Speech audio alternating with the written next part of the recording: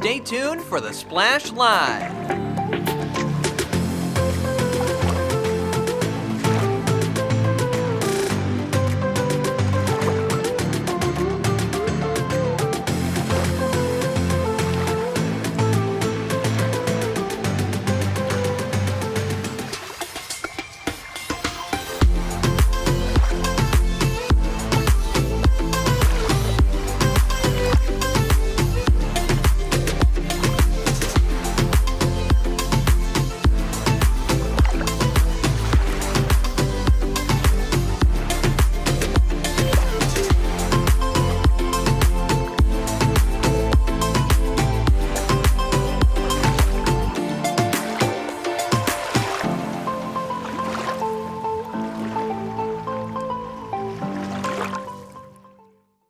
It's time for the Splash Live from Civic Center TV, featuring stories from and about people like you in the Greater West Bloomfield area. Simulcast on cable, 89.3 Lakes FM, social media, and the web. Now live from Green Media Center on Walnut Lake Road, it's the Splash Live. Live, local, social, it's the Splash Live on Civic Center TV and celebrating 50 years on 89.3 Lakes FM of community programming. I'm Tyler Keefe. Thank you so much for being with us today. Our top story comes from the West Bloomfield School District, which has taken the next step in providing education and vocational training to all kinds of emerging adults with special needs close to home at West Bloomfield High School. Civic Center TV reporter Jake Schaff has the story. The West Bloomfield School District is dedicated to helping every student they can, and for some students, that extends beyond the typical high school years. As just recently, the West Bloomfield Transitional Center officially opened up right here at West Bloomfield High School, a gateway for young adults with special needs to help prepare them for what's to come in the next stage of their life, and to get them ready to tackle the world head on. You know, we're very excited about this project and what it means for our students and families to be able to bring this program on site at the high school is going to allow them a lot of amenities to use that were not available at their previous site. I think all of the spaces are unique and provide our students the experiences they need to be, successful, independent adults as they make their way through. So each space, as you can see, whether it's the lab, the work lab, or the demonstration kitchen, or the apartment setting, it's teaching real life skills and providing them an environment that replicates kind of life outside of school and giving those experiences so that our staff can help, support their independence as they grow older. It feels absolutely amazing. We've waited several years for this to come to fruition, and so to finally be in this space and showing people around and being able to move all of our things here, it feels absolutely amazing. What are some of the key things that the Transitional Center is hoping to provide for people here in West Bloomfield? We want to provide services for students with disabilities who are 19 to 26 years old. We really want to help them with their vocational skills, their community engagement, but also with daily living skills. So we want to make sure that once they leave here at the age of 26, they can be somewhat functional human beings outside of the building. What's been the response so far from some of the kids and even some of their parents? They are super excited. I think so far the kitchen is everyone's favorite space. It's so big, it's so beautiful, and they are looking forward to getting in there and really making some awesome recipes. So we are very fortunate that our school board helped raise this and put this together for us.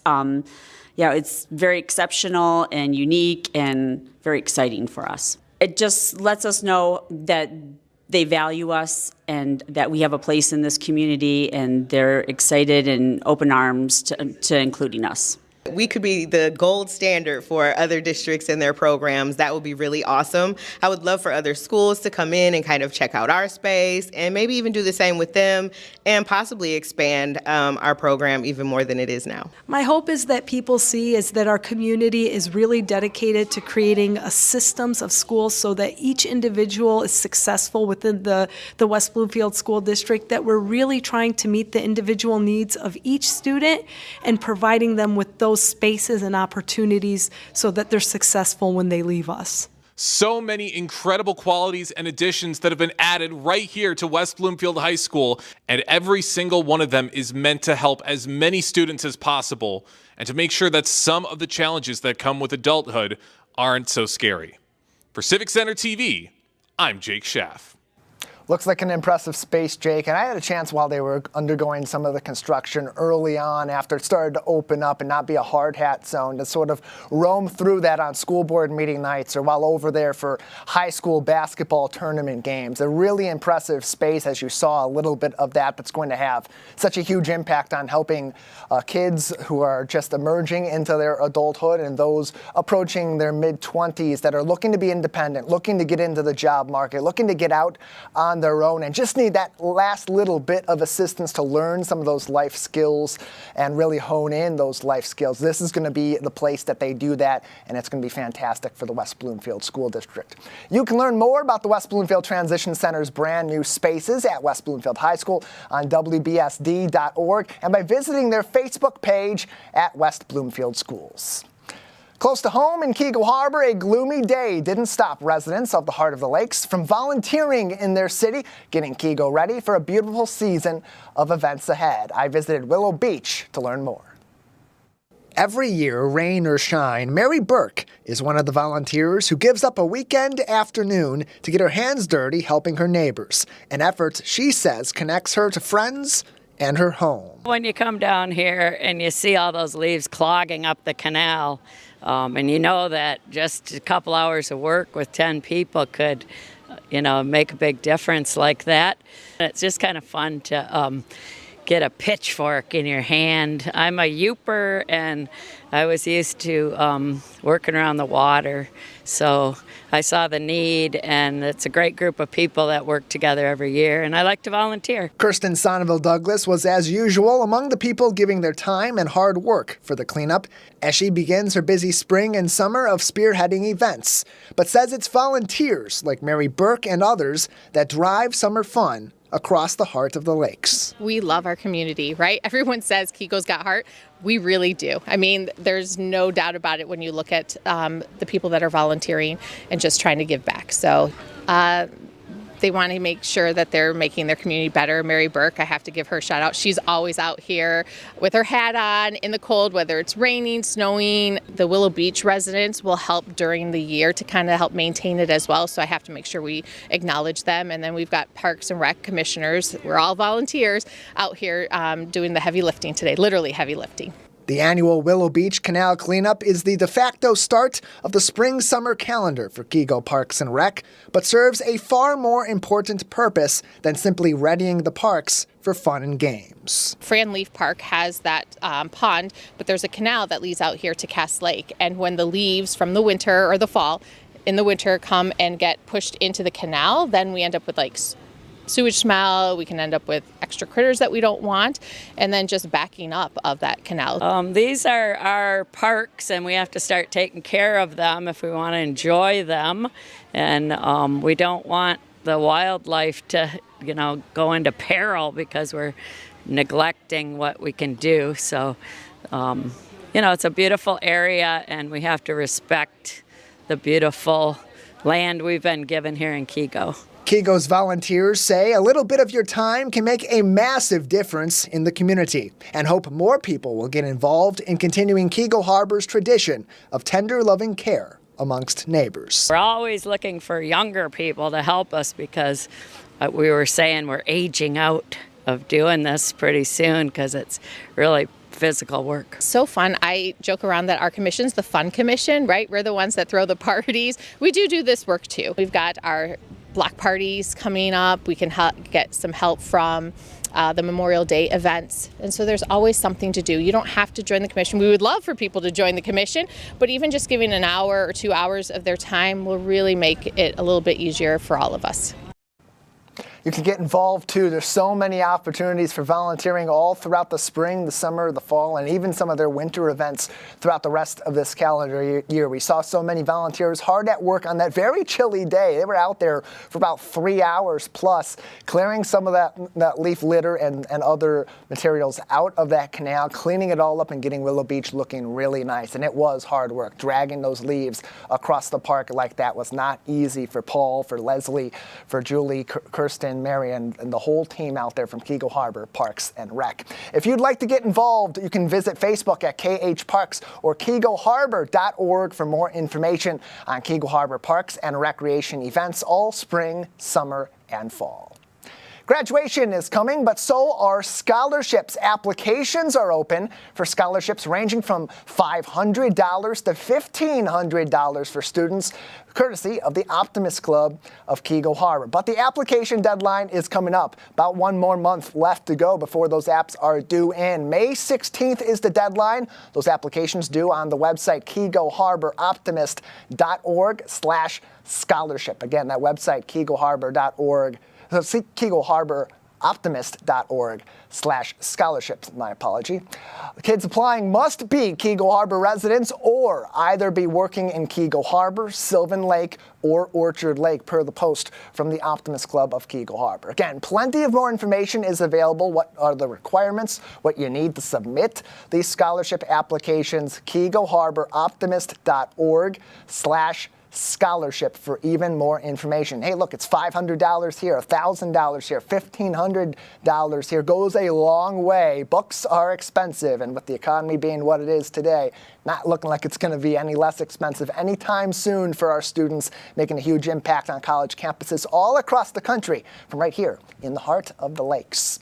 You can support those scholarship funds with a fun night out this week, Tuesday, in Keego Harbor, when Keego's Optimists will host their monthly charity euchre tournament at Gino's Pizzeria and Restaurant on Cass Lake Road. It's not just friendly competition either. Pizza, soft drinks, and some darn good company are all part of the deal. It's just $25 to enter, with cash prizes for both the winners and the runner-up of the tournament as well. To sign up, all you got to do is send an email to the president.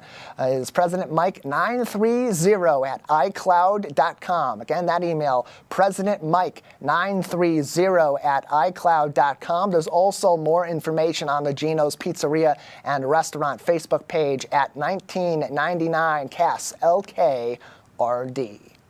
Coming this summer, a chance to learn from a Detroit basketball legend. MSU and Pistons legend Gregory Kelser's 2025 basketball camp is returning to West Bloomfield High School July 21st through the 25th for ages 7 through 17. From beginning to experienced players learn various drills and exercises along with shooting and playing techniques to improve your skills on the hardwood. Interact with area coaches and players and go home a winner with Greg Kelser and company. More information and registration open as we speak. The QR code is currently on your screen at the top right. We'll leave it there for a moment and we'll give you the website, GregoryKelser.com. Again, GregoryKelser.com. Look, Pistons are in the playoffs. Gregory Kelser hard at work analyzing Cade Cunningham and the crew, currently the 6th seed in the playoffs. Your kids could be on their way there. A great first step is to learn from local legends and a supportive crew there as well.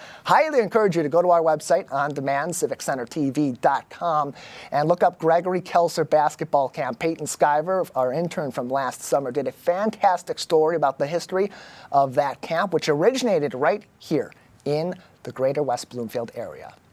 Future sports legends are about to begin their careers straight out of the WB. Multiple West Bloomfield Lakers football greats are on their way to the NFL draft coming up in just a few weeks. Someone who knows quite a bit about their journey is former Lakers assistant coach Daryl Bingham, who recently spoke to our team's Jake Schaff right here on the Splash Live. Here's their conversation. West Bloomfield assistant football coach Daryl Bingham. Daryl, good morning. Good morning. How are you today? I am great. I'm sure you're feeling great too as the draft is quickly approaching. And what does it mean for you to see so many of your former players declare for the NFL draft this year? Well, outside of sitting back and feeling like a proud uncle, if you will, some of the kids I actually had a chance to know their whole life. So, for instance, take Donovan. I've known Donovan since he was born.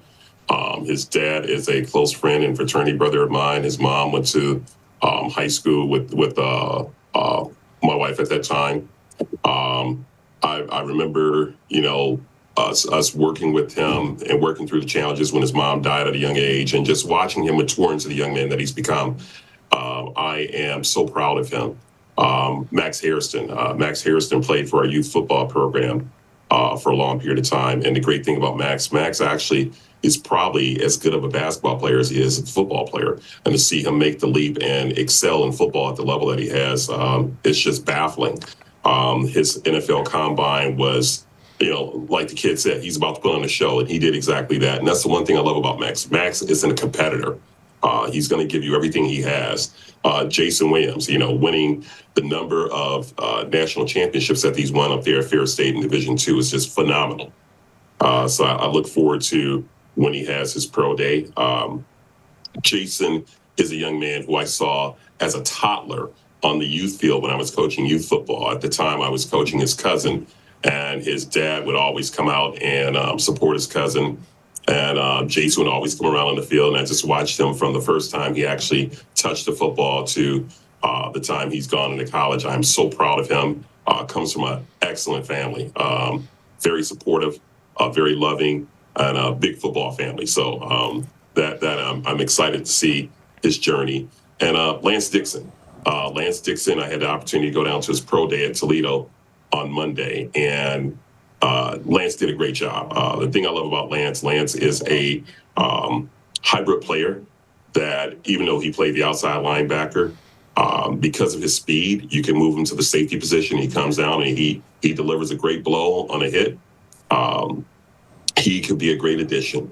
I'd say the last person, Makari Page. Makari Page has probably been the quiet person throughout this time frame, but Makari, is and always has been kind of like a freak of nature, to have a safety that big and to play Division I, and to, Makari has excellent speed. Makari loves to hit, loves contact, and Makari is a young man that he's a student of the game. He's going to sit back and he's going to study everything that he needs in order to improve in the opportunity that exists for him. Well, you are covering a lot of great players, and you're absolutely right. Every single one of them has had that passion for football since a very young age. And we're actually going to show you a clip right now of Max Hairston when we had him on This Week in Laker Football all the way back in 2019, talking to our very own Dave Scott about some of his favorite activities outside of football and what he takes away from the sport. I always like to ask this at the end of these interviews. What do you do when you're not practicing or playing football? What do you do with your time for the fun of it? You got to watch film. I watched 3 hours last night. There's no fun. It's football season. Well, come on. I mean, don't you play video games, or you got a hobby or something you do when you're not working on football? I'll take a break, but I got to get back to the film. It's always studying that film, and that shows you how passionate he is about this sport. How does it feel to look back and see how much passion these players have always had for the sport of football? Coming from a program that had to build from the ground up to compete in, as far as I'm concerned, the toughest conference in the state of Michigan, the OAA, and to have to deal with creating a name for themselves, not walking into a legacy, but creating the legacy.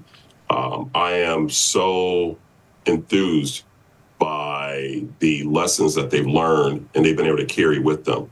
And it doesn't just transcend into football, it transcends into everything that they do and everything that they touch. The work ethic, the discipline, the focus, the fact that no matter what I do, I have to become a student of it, embrace it, live it, and work at it every single day. It just does a coach very proud. And I can't say more about the guys. As great as they are as football players, they're better human beings. And that says volumes to the work they put in development of themselves and the family that they have around them, not only blood family, but the extended family that they have around them, and nurturing them to become great human beings. Absolutely. Couldn't have said it any better myself. They live and breathe football, and each of these players has had a different path to the NFL draft. How did West Bloomfield help them prepare for the next level? I had an opportunity to talk to Max when Max was in prep, and during that time frame, they kind of shut down from a lot of communication. So it's funny. I just sent him a text and say, "Hey, I'm praying for you, son. If you need anything, don't hesitate to ask. Just know that we back here at home. We love you and we're praying for you." And later on that night, it had probably about 9 o'clock at night. He said, "Hey, Coach, I'm so sorry I missed your text and I missed your call." He said, "I just want to reach out to you." I said, "I just want to say I love you." And from a community standpoint, that support is what we were able to provide. All the young men, they actually have found trainers. They found their agents and everything to help position them to get ready for this draft. If they needed access to the facility, they definitely had access to it. But for the most part, most of them were away and they were training with other young men who were preparing for the draft to make sure that they had access to a competition level that they would see when they went into their drills at the draft. For those just joining us right now on the Splash Live, we have retired assistant coach of the West Bloomfield High School football team, Daryl Bingham, talking about his feelings on seeing so many of his former players make it to the NFL draft and hopefully take the next step into the NFL. And Daryl, as a coach, how rewarding is it to see your former players achieve their dreams at the highest level? It means the world. We sit back and we talk and we preach about the future and what it takes to get there. It is great when you see the manifestation of it. It's even better when you see them walking in it and embracing it, and in doing it in such a way with class and with style that we demanded of them and that they always presented when they were here at West Bloomfield. And now that they've left our community and we no longer have those day-to-day ties to them, to see that they still walk within the structure and the discipline and the knowledge that has been passed on to them from the West Bloomfield community. I'm just so proud of our boys. I can't say enough about our West Bloomfield kids. Absolutely. You should be very proud on everything they've accomplished. And what advice would you give them as they take the next step in their careers? Biggest thing, remember the statement that I would always say to them when we were in practice: from whence come you? Know and understand the responsibility that you carry from the community that you come from, and live in that. Walk upright, be forthright in everything that you do, and commit.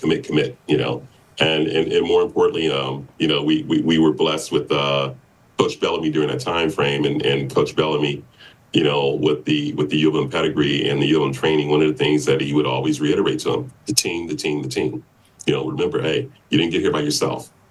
So while you're walking in that pathway, make sure you support those who are walking with you, and also reach back. Be a conduit and a vessel for others who want to gain that knowledge and to gain that wisdom on what it takes to get there, so that they understand and they can see, feel, and touch someone who came from the same community that they did, and understand this is possible, but this is what it's going to take in order to get there. That's absolutely right. They are impacting every single person they can. And you just touched on it a little bit right there. They're impacting the future players that will play with West Bloomfield. I've got another clip I want to show you. At his signing day event, covered by media from across the nation in 2020, Donovan Edwards gave future Lakers words of encouragement on how they can become Laker greats just like him. Man, just stay patient, man. Like, when your opportunity comes, you got to seize your opportunity, man. Like, as well as that being said, like, you got to come in with the mentality, like, man, like, I'm about to dominate this. I got to dominate, what's going on right here. And it's like, I feel as though, like, as a player of a high caliber, you just got to have the mentality to be the best every single day. And he certainly has shown that mentality every single game. But that poses a good question. How do their successes impact the current and future players at West Bloomfield? It impacts in a great way. It's nice to know and to be comfortable and familiar with the legacy that you inherit. And that's what we tell a lot of our players right now is that your job is to continue the legacy. It's just kind of like, like I say to my sons, you inherited a last name because of birthright coming from my family line, but it is your responsibility to uphold that last name and to excel it beyond yourself. So the young people that come behind them, the young men that come behind them, they inherited the legacy of all the things that all our great players in the past have done, even to the extent of, I don't want to leave out this one person because he's probably the first from our community who did it big, and that's Matt Judon, with a lot of the things that they've been able to do. But it is your job and your responsibility, your didactic, your moral responsibility to uphold and to excel it beyond yourself, because there is someone coming beyond you.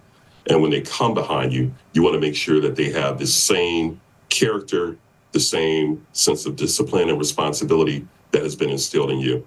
As a result of that, we've seen our players, begin to understand, I can do this. And not only can I do this, I can do this at the next level, but I got to commit. And that's one of the toughest things to teach a high schooler, especially in the transition that we're seeing in the college game.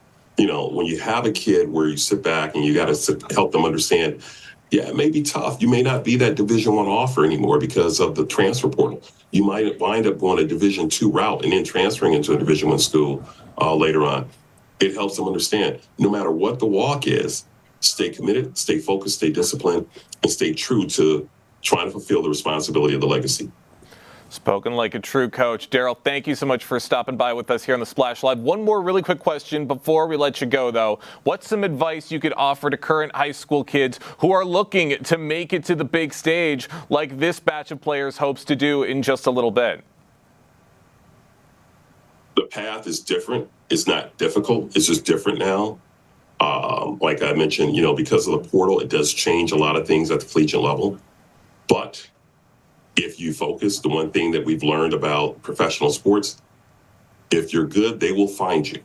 Just do your job and do your job 100% of the time.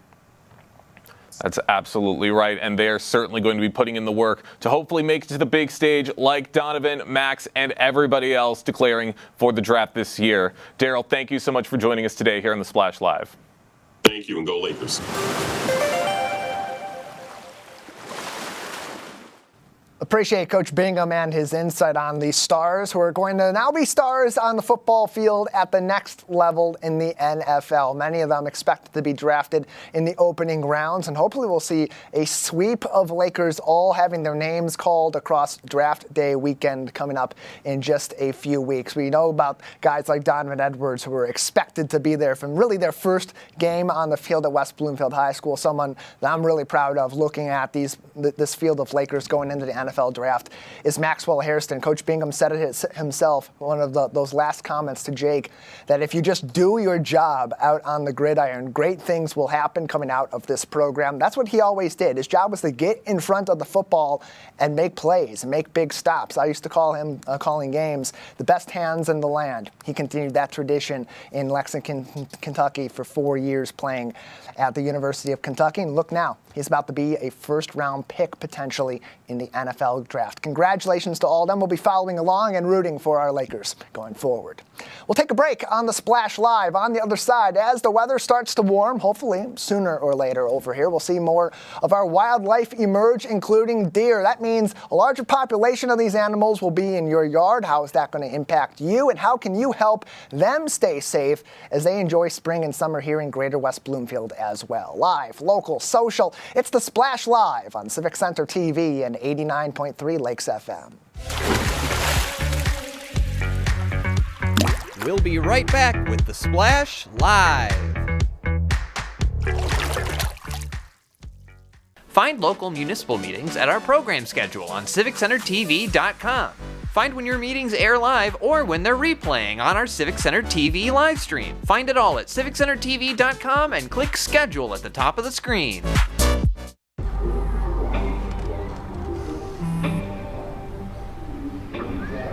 I don't know why you're so sad. You've got a roof over your head. You gotta stop with that depression stuff. That's a white people thing. You alright? It just feels like it's coming from everywhere. Do you want to talk about it? You can talk to me if you're feeling sad. Whenever you need to talk, I'm here, okay?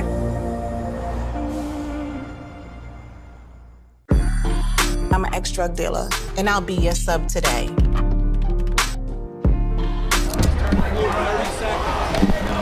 2 milligrams of fentanyl can be lethal. A lethal dose is in here. Who gets it, I won't know. It's cheap, it's potent, and it's profitable. The sad reality is fentanyl is being mixed into everything now. More kids should know. Missed one of our live broadcasts or one of your local municipal meetings? Check it out online at civiccentertv.com. Every meeting, show, and interview on demand. Thank you for watching and listening to Civic Center TV and 89.3 Lakes FM. And now, back to The Splash, live. Live, local, social, it's The Splash Live on Civic Center TV and 89.3 Lakes FM. I'm your host, Tyler Keefe. Thank you so much for joining us and, as always, for following along with all of our action, both on The Splash Live and other special programming, always available 24/7 on civiccentertv.com and across our social media, Facebook at Civic Center TV 15. You can also find us on YouTube, on X, and on Instagram at Civic Center TV. As spring continues to emerge and with warmer weather on its way comes an increase in deer activity in environmentally friendly communities like ours here in Greater West Bloomfield. So, how do we help keep our properties secure and also help our local wildlife as they roam around our town, keep them safe and enjoy our great natural areas here across our community? The Michigan Department of Natural Resources, Chad Fedowa, joined me recently to provide some more insight. Here is our conversation. Michigan Department of Natural Resources with their wildlife biologist Chad Fedowa joining us now for more on The Splash Live. Chad, thank you so much for being with us. Sure, happy to be here. Happy to have you on to talk about this because it's something that maybe we're not necessarily seeing being a big problem right now in Greater West Bloomfield with higher populations of deer all throughout our community. But as the weather warms and they start to roam and get out and about more often, we're going to see a lot more of them in our community. So what sets up Greater West Bloomfield for being sort of a hotbed in Oakland County for large populations of deer roaming around? As you mentioned, there's a lot of good habitat and green space for them. And no surprise, in this area, urbanization, expansion, has happened a lot since the 1960s. Back then, there weren't a lot of deer in the southern lower peninsula, but over time we have seen deer numbers increase, and particularly in urban and suburban areas, mainly the last 10 to 15 years where we're starting to see some negative impacts due to overabundance in some areas. So deer have adapted and adjusted to living around people. Like we mentioned, there's plenty of food sources, sometimes human-assisted, with people feeding deer intentionally. But in these areas, there's often very low mortality rates. We have very few predators and, of course, some mild winters, so we don't have a lot of natural mortality for deer. So they've become very comfortable around people, particularly when we're not seen as a predator, and we're often seen more as a potential food source. And so as that happens and these deer find local areas to be viable places to habitat and also to find and graze for that food, what sort of challenges does that bring up for our local communities and not just managing this wildlife from a safety standpoint, but the ways that it impacts that wildlife, the additional wildlife in our local area? Sure. So you have to remember that we do have, our deer they have evolved as a prey species. So, they're programmed to reproduce a lot of offspring, and, with most predators eliminated from the landscape, legal regulated hunting has been the tool for helping manage deer populations in the state in the last 75 to 100 years. So, in general, that's worked pretty well in rural areas to kind of maintain the population to a more suitable status based on the habitat that's available to support them. But it's become a challenge in urban areas due to safety concerns around hunting. So a lot of communities have historic ordinances that prevent hunting or the use of firearms and archery equipment. So as deer abundance in these areas continue to grow and impact the landscape around them, communities have been looking for options and potentially removing some of those restrictions and opening up areas to legal regulated hunting, is that still the tool of choice for managing deer populations. And urban archery hunting can be done safely, and we do have examples of that across the state. And Chad, we know that in Greater West Bloomfield, we value the wildlife, West Bloomfield Township and the Tri-Cities equally, and the population of our community, our residents, also love to look out their window and see the deer. But as they're seeing these increased populations, and you mentioned it, hunting in a residential area on public or private land is not permitted in West Bloomfield or in our Tri-Cities in the Greater West Bloomfield community. So what are some other ways that landowners in our community can help to manage the deer population outside of, as you mentioned, hunting, which is a highly effective tool used in other places? And so for starters, having people not intentionally feeding deer, we like to watch them, we like to see them in our backyards, but intentionally feeding deer can artificially congregate deer. That can cause some health issues for deer if there's any diseases present in that herd.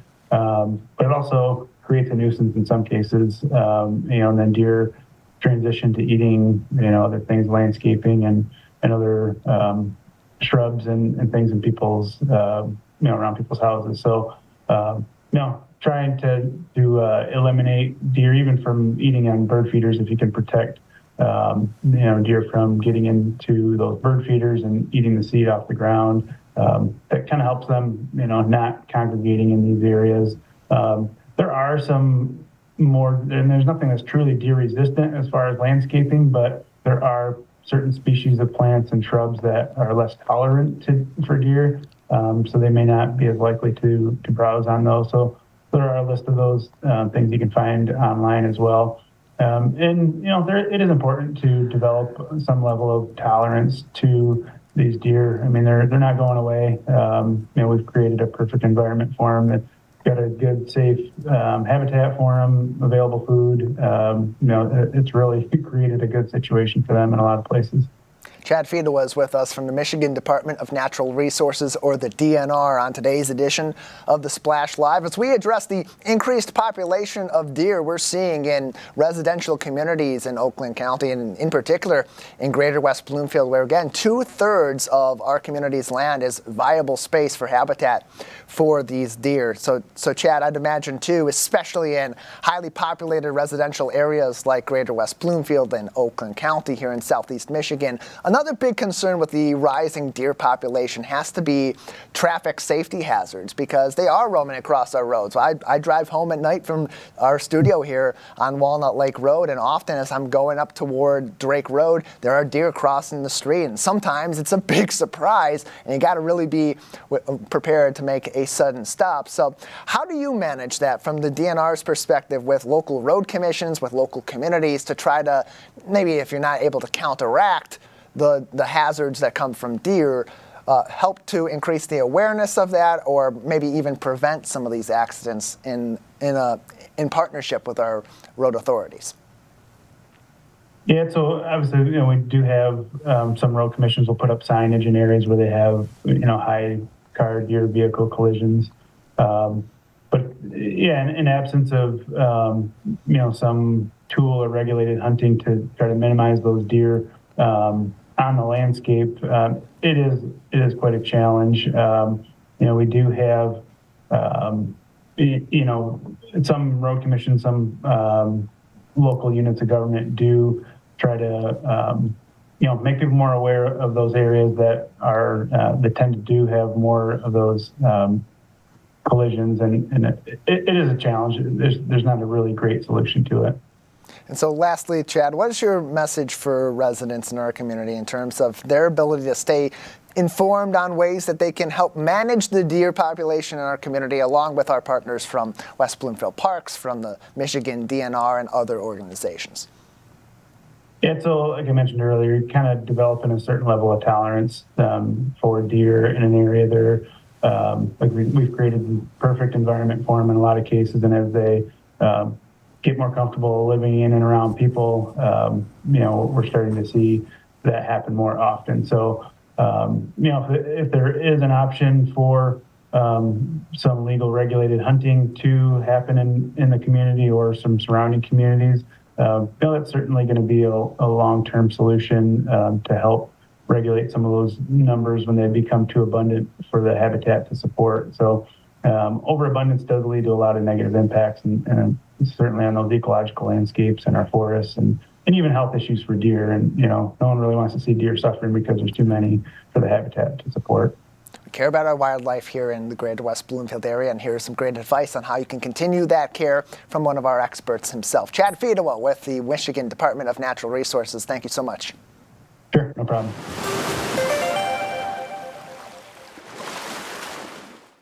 Great advice from Chad and the team at the Michigan DNR. You can also get even more advice on local wildlife support from right here in our community from West Bloomfield Parks. Their naturals team always available to answer your questions, whether it's about native plants to help encourage more of our wildlife community to have a vibrant spring and summer, or to help out your yard and our local ecosystems, or ways that you can support our local wildlife animals like deer, leaving them unharmed while also maybe leading them away from being in your yards this spring and summer. WBparks.org is their website for even more information.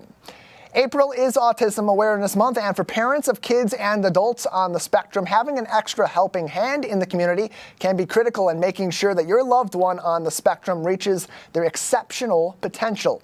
Here to tell us about some of their programs available to help people on the autism spectrum close to home is Riley Fowler, a board-certified behavior analyst at Bright Behavior Therapy in West Bloomfield. Riley, thank you so much for being with us.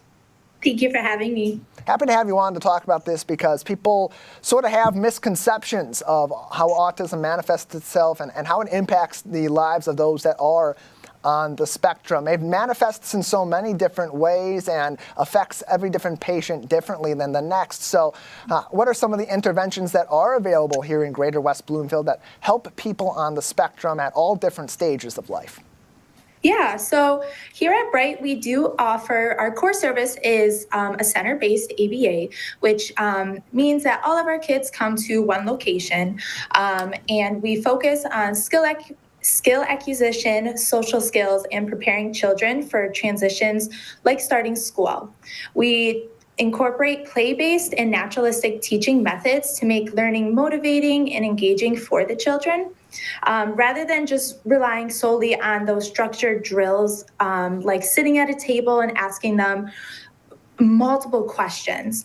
In addition, we offer parent training sessions that can be conducted virtually or in person, whether that is here at our center, in their home, or in the community, such as playgrounds, stores, or even dentists, which allows us to help those children practice social interactions, safety awareness, and adaptability into real-world settings. And we also offer some occupational and speech therapy through the Hosler Center as well, to ensure that we are not only just targeting one aspect, but all of the aspects of autism that's going to help that child grow. And what is so remarkable about people that are on the autism spectrum is that when they do have some of those hands-on experiences, and as they do build those calluses, so to speak, with some of those life skills like going to appointments or cleaning their home environment, that they do become so much more comfortable with that through that immersive therapy. And so how do you tailor those programs to help them get into those sometimes uncomfortable at first situations for them, but develop those skills and really turn those into good habits that then go on and last them for a lifetime? Yeah, so we start with a detailed assessment to understand the child's current skill levels, behavioral challenges, communication abilities, and social skills, along with those daily living skills, such as like toothbrushing, which allows us to focus on maybe dentist appointments. And then based on those assessment results, I go in and I design a treatment plan with specific measurable goals that are tailored to the child's developmental stage and personal interest. And here at Bright, we do have a mock dentist chair and hair cutting environment that allows us to really practice those skills before even transitioning into that real life scenario. So it's a really good way for us to ease into those scary, unfamiliar environments for that child. Bradley Fowler is with us from Bright Behavior Therapy in West Bloomfield as we recognize April as Autism Awareness Month here on the Splash Live on Civic Center TV and 89.3 Lakes FM. Riley, you mentioned it a bit earlier on. We know that there are so many other programs through our local schools. Earlier on this month, we recognized the new West Bloomfield Transition Center space at West Bloomfield High School that has some of those immersive programs that are available in those spaces that will help kids on the spectrum and adults on the spectrum get more familiar with those spaces. But what you mentioned was involving families in these processes. That's a really important role too, because for so many of these individuals' lives, that familial unit really is their rock that helps support them as they're learning these behaviors. So how important is it to have loved ones, have trusted other adults involved in some of these therapies to help people that are on the spectrum make those next steps that they need in their progress? It is crucial. So we actively involve our parents and caregivers in the goal setting process. And since each family has different priorities, values, or even cultural backgrounds, at Bright Behavior, we ensure that families input their direction of how they want the therapy to go. So that way we can incorporate and respect and integrate their family's cultural values into the therapy approach that we apply. And collaboration is crucial, not only just for parents, but for those other services like occupational therapy and speech, because autism is complex and it's a whole child experience. So it's not just about behavior, communication, or motor skills separately. So true progress really happens when all of us can come together and support the development of that child and ensure that all of our goals are aligned and reinforced consistently across every environment and interaction. And it used to be too, Riley, that we referred to autism as simply somebody being autistic. And now we refer to it as autism spectrum disorder because we've learned more over the years. Our medical community, our behavioral therapy community has learned more about how it manifests in kids and adults alike. And so when you have these interventions that are available from young ages all the way through, sometimes well into adulthood, there's a range of different impacts that it has. How does early intervention help better the outcome for people that are on the spectrum? Yeah, so I like to look at it as kids, especially when they are young, their brains are little sponges. So they are absorbing all of the information. Not only that, but they're watching their peers. And we're able to narrate what is going on. So not only the actions, but if another peer is feeling sad, we may express that emotion and label it for them so they're still retaining that information. And by utilizing their motivation through play, we can target a lot of skills that is going to be intriguing for that client to just naturally increase their skills. Riley Fowler is with us from Bright Behavior Therapy in West Bloomfield. You can learn more about their services and contact them with any questions. MyBrightTherapy.com is their website. Again, that is MyBrightTherapy.com for even more information. And as we discuss autism awareness, and we want to ultimately provide the community here in Greater West Bloomfield and beyond with a better understanding of what it does mean to be on the autism spectrum. We've learned a lot as a community and as a society in recent years with new developments in the science behind treating autism and intervening with autism. But what do you and other professionals wish that people knew more about when it comes to autism that could help them also as a community be more supportive to our neighbors and our friends, our colleagues that are on the spectrum? There's such a big stigma around autism, and people, might see it as like a disadvantage, or I've even heard a disease, but that's unfortunate. These children are very, very smart, very, very capable, even the adults as well, very smart and capable, and they have so much potential. And if we as a community give that opportunity for not only the kids and adults to exceed, they're going to thrive. So it is up to us to become more familiar and knowledgeable on autism, so that way we can offer the supports and give the necessary opportunities for them to thrive in our community. It manifests in a number of different ways. That's why it is referred to today as being on the autism spectrum, because it's not a one-size-fits-all condition, a one-size-fits-all lifestyle. It is something that impacts each individual in a different way, and so there are programs available right here in Greater West Bloomfield to help you and yours with support any way that they may need during Autism Awareness Month and far beyond. Riley Fowler's with us from Bright Behavior Therapy on today's edition of the Splash Live. Riley, before we let you go, anything else that we haven't discussed that you believe would be important for our audience here in Greater West Bloomfield to understand about autism? If anyone's looking for more information, please reach out. We are definitely happy to help educate and provide additional services for those children who do need it. Or even if it's not children, but an adult, to guide you guys in the right direction so that we can give you the supports that are needed. We do attend local events here in West Bloomfield, especially the events offered through the West Bloomfield Parks. Often you will find our table there. We would love for you guys to stop in and see us so that way we can talk with you guys as well. And it's a great time of the year as we recognize April being Autism Awareness Month to get some of those questions answered, even if you don't know someone that's on the spectrum and you just want a better understanding, to ask people that are experts in our community, whether it is someone from an organization like Bright Behavior Therapy, West Bloomfield Parks and their program experts, or West Bloomfield School District over at the Transition Center and their programs as well. Riley, thank you so much for your time today. Thank you. Their website is mybrighttherapy.com. Again, the website is mybrighttherapy.com for more information on their services and to ask any further questions that you may have to be more supportive of a community as we recognize April as Autism Awareness Month.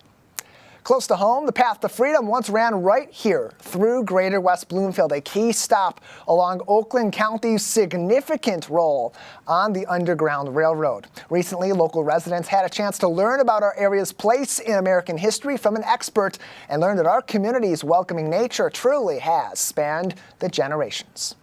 I guess I really didn't know what was involved with Oakland County as far as the Underground Railroad. I was a local history librarian in Northville, and I know that Salem had quite a bit there, but I didn't know about Oakland County. Local residents like Heartland's Al Smitley were some of the over 50 people packed into the West Bloomfield Library to learn about our area's deep ties to the Path to Freedom for enslaved people in the 1800s. Those connections weren't news to Orchard Lake's Joyce Herman, yet she says our local connections to the Underground Railroad speaks volumes about the character of Greater West Bloomfield. Well, I've known for several years, and I was surprised at that time, and it's fascinating to me what an activists we were in equality and justice. West Bloomfield resident Jerry Payton was especially proud to know his town was part of the journey out of enslavement, learning just how far our history connects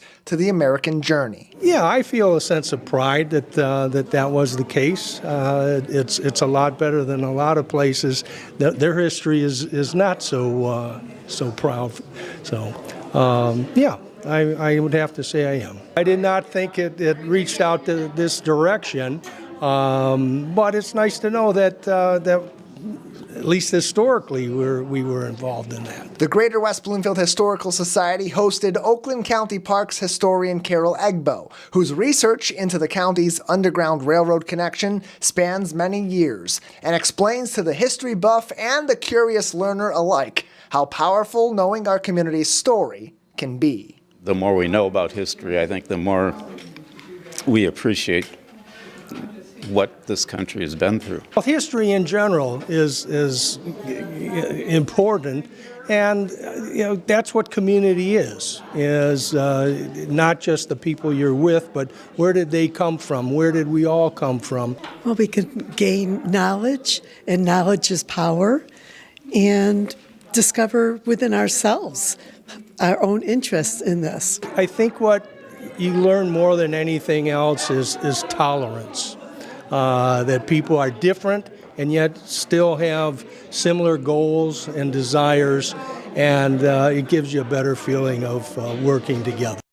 It was a remarkable presentation by Carol Egbo from Oakland County Parks, their longtime historian, really painting the picture of how the Underground Railroad ran through Oakland County and how our community played a role in that. Important figures, important places, and showing you how she makes those historical connections as well. If you were unable to attend that program, you missed a fantastic seminar with the Greater West Bloomfield Historical Society and Oakland County Parks. The good news is you can watch it on demand in its entirety as we speak on CivicCenterTV.com and see it playing regularly right here on Civic Center TV and on 89.3 Lakes FM in the coming weeks. Scan that QR code on your screen. That will bring you to our social media, where it also is posted on demand for you as well. Anywhere you're getting your content from here in Greater West Bloomfield, you can find our special presentation of the Oakland County role in the Underground Railroad.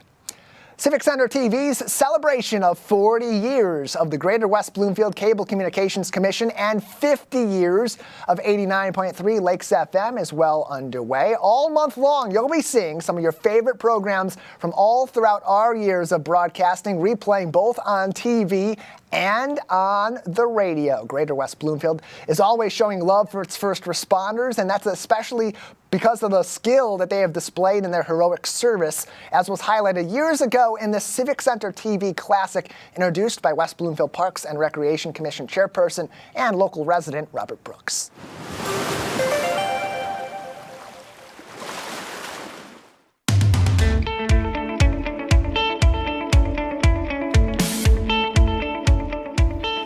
Hello, and welcome to Civic Center TV Classics. I'm West Bloomfield resident and Parks and Recreation Commission Chairperson Robert Brooks. I invite you to join in as Civic Center TV celebrates 40 years of the Greater West Bloomfield Cable Communications Commission. All 4 of the Greater West Bloomfield communities are served by the West Bloomfield Fire Department. Our team recounted the extraordinary efforts of our firefighters in the special called the Cedarhurst Fire, a Daring Rescue. Here is that program.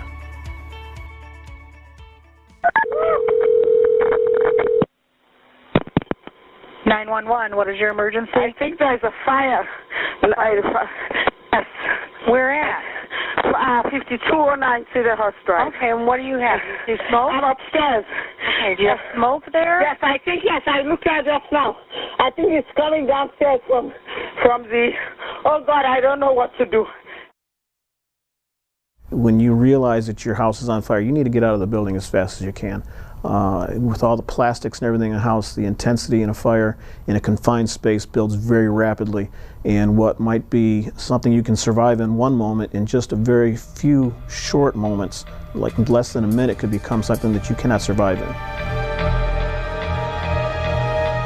Radio's on the air with a residential fire, structure fire on Cedarhurst Drive, section 2804. I was the first one there, and there's a lot of smoke coming from the back of the house. I pulled up in the front of the house, and I could hear a noise, like a banging or something like that.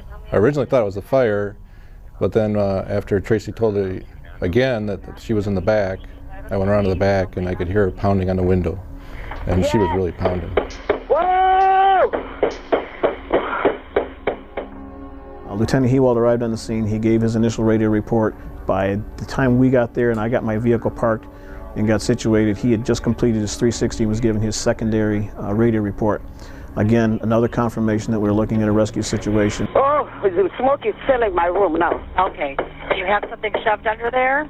No, I wasn't able to find any. Okay. Okay, do you have clothes, a bedspread? Yes. Shove it under the bedroom door so your room stops filling up with smoke until they can get there. As I came around the back of the house, the first thing that caught my attention was the fire that was venting from the door wall on the first floor. I did see the 2 police officers on the deck, and I noticed that the lady was hanging out of the window on the second floor, just down from the fire. There was smoke that was coming around her from the inside of the house. It was real thick, dark gray. Sometimes it was lighter, sometimes it was darker, but it was just pouring out of that window. Claire, can you hear me? I do have people out there helping you, okay? They're trying to get to you, Claire. Radio from Cedarhurst Command. Go ahead, Cedarhurst Command. We've got active fire on the first floor. We've got the patient on the second floor. Charlie side, Charlie Delta side. We've got crews putting a ladder right now. Message received, active fire on the first floor. Firefighter Lyon was bringing a ground ladder to the deck and putting it up to the second floor window with the assistance of the 2 police officers. I heard the ladder clanging as he ran around the corner. He came around from the east side, and then the 2 of us just started trying to get the ladder. The ladder was bigger than the space that we had, and the next thing I know, Josh is going up the ladder. He didn't even wait for a second. Once the ladder hit the ground, he was up it. Command from Battalion 1. Go ahead. Battalion 1, go ahead. Message received, the patient's been retrieved from the house at 142. Station 4 from Battalion 1 on Channel 1.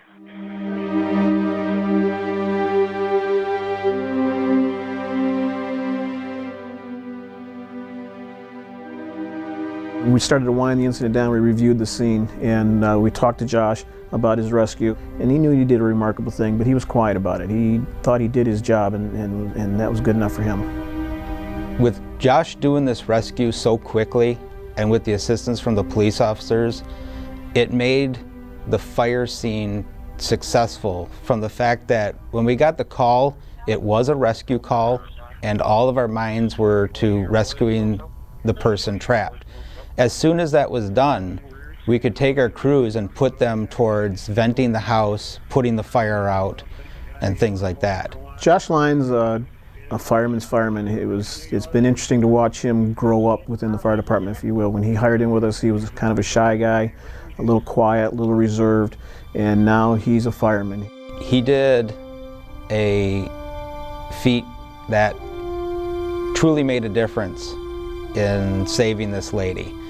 And he did this with quick actions and true professionalism. When somebody decides to become a firefighter, we know that it's a unique calling. We know that there's risks involved. We know that there's potential that we're going to have to put our lives on the line, and we're willing to take that chance. We do that because we want to help people. It's a calling. It's a community service thing, and we're willing to do that.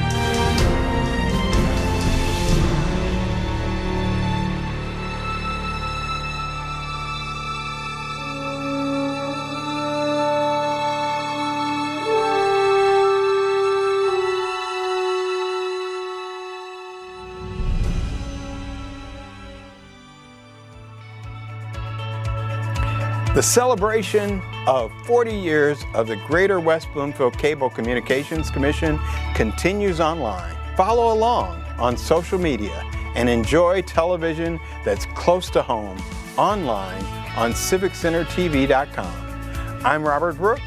Thank you for tuning in.